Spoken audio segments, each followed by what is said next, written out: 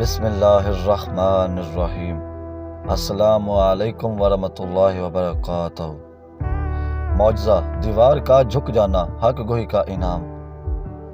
حضرت علی علیہ السلام ایک مرتبہ مسجد میں بیٹھے تھے جب کچھ منافقین نے ان سے ایک فقہی مسئلے پر بحث کی۔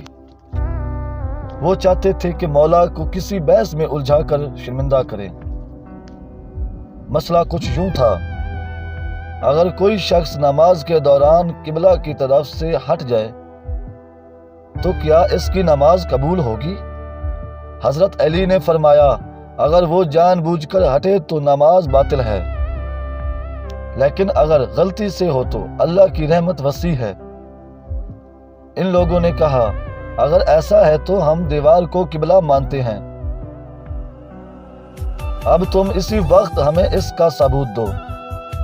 معجزہ: مولا علی علیہ السلام نے ہاتھ اٹھا کر دعا کی اور فرمایا، اگر میں حق پر ہوں تو یہ دیوار خود گواہی دے۔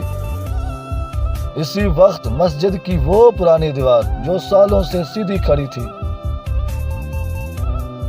الٹی جانب جھک گئی اور سب نے دیکھا کہ وہ جھک کر گویا سجدہ کر رہی ہے۔ لوگ خوف زدہ ہو گئے اور کچھ نے اسی وقت توبہ کی۔ مولا نے پھر ہاتھ اٹھایا اور فرمایا، اب واپس سیدھی ہو جا تاکہ لوگ سمجھیں کہ اللہ کا ولی دنیا پر حجت ہے۔ دیوار واپس سیدھی کھڑی ہو گئی۔ اللہم صلی علی محمد و آل محمد۔